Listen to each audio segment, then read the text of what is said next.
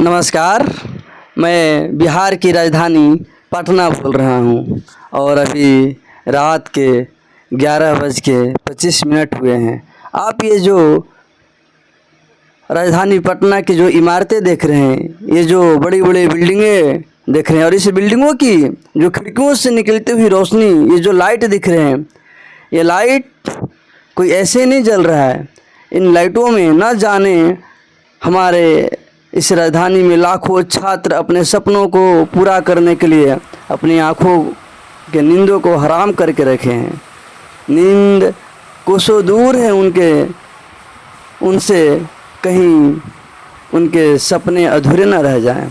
छात्र एक छोटे से कमरे में 10 बाई 12 के रूम में अपना रिवीजन किया हुआ कॉपी किताब पढ़ा हुआ एक रेक में सहेजता है, तो दीवारों पर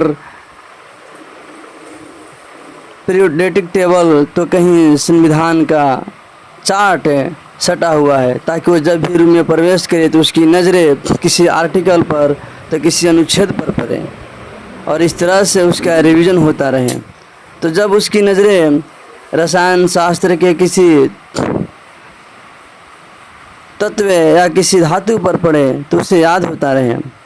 तो उसी में कोई छात्र इस छोटे से कमरे में, जहाँ तापमान 44, 45, 46 डिग्री है, तो कोई कुर्सी और टेबल पर बैठ करके अपने कल की तैयारी करता है, ताकि उसका कल जब अच्छा होगा तो उसका परिवार का और उसके सपनों का एक सुंदर सा अपनी दुनिया होगी।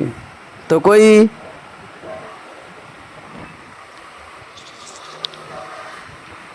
कोई छात्र, कोई दोस्त लाइब्रेरी जाता है, तो कोई रूम पर ही रह के पढ़ाई करता है, तो कोई साथ ही साथ अपने उससे क्लास नोट्स को देखता है और पढ़ता है, रिवीजन करता है कि कहीं मैं भूल न जाऊं। इस अरमानों की दुनिया में, इस ख्वाब भरी वर्तमान में भविष्य का सपना देखता है। और ये किताबें बयां कर रही है, कितनी किताबें पढ़ने के लिए उन्होंने कई रात जगी होगी, कितने घंटे और कितने दिन अपने आँखों को जगाया होगा। कोई दोस्त शर्माता है, बर्तन धोता है, खाना बनाने की तैयारी करता है, तो कोई दोस्त साथ में बैठ के पढ़ाई करता है। ये रूम पार्टनर जो होते हैं अजीब होते हैं।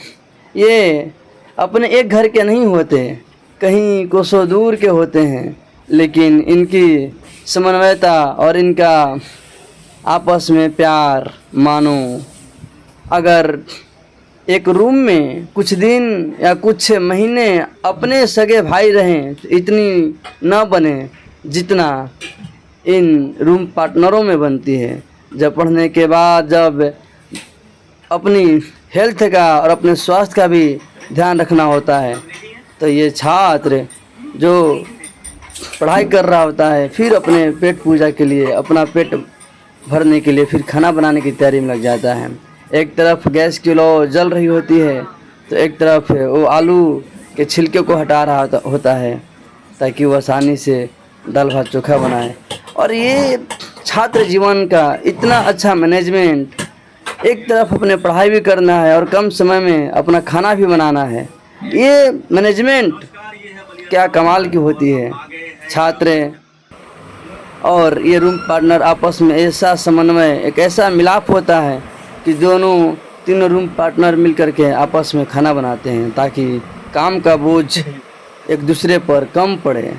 और इस अपनत्व ने, इस अपनापन ने, यही तो अपनापन है कि एक दूसरे का प्यार बढ़ता है। जब एक पार्टनर देर रात लाइब्रेरी से आता है तो आपस में गुफ्तगू करते हैं कि आज कौन पसंद आई या नहीं आई। ये आपस में होती रहती है थोड़ी सी बातें, लेकिन ये कमाल का जीवन है, जहाँ एक तरफ लगता है कि संघर्ष ही संघर्ष है। तो इस संघर्ष की भट्टी में जो 10 बाई 12 के कमरा है, कोई कल इस रूम से बन करके कोई मेहनत के दम पे कोई अधिकारी बनेगा, तो कोई पीसीएस बनेगा, कोई डिफेंस में जाएगा, तो कोई देश सेवा करेगा, तो कोई अपने आप को अब कामयाबी के शिखर पर लेकर जाएगा। यह है छात्र जीवन। और फिर जब खाना खाने की बारी आती है तो कमाल की एक मैनेजमेंट होती है कि किसी को कम ना मिले, और इस हिसाब से ये प्यार मोहब्बत ही तो है जो कहीं और रहने वाले जिनके साथ हमारा संबंध मधुर होता जाता है। मैं पटना बोल रहा हूँ, मैं पटना का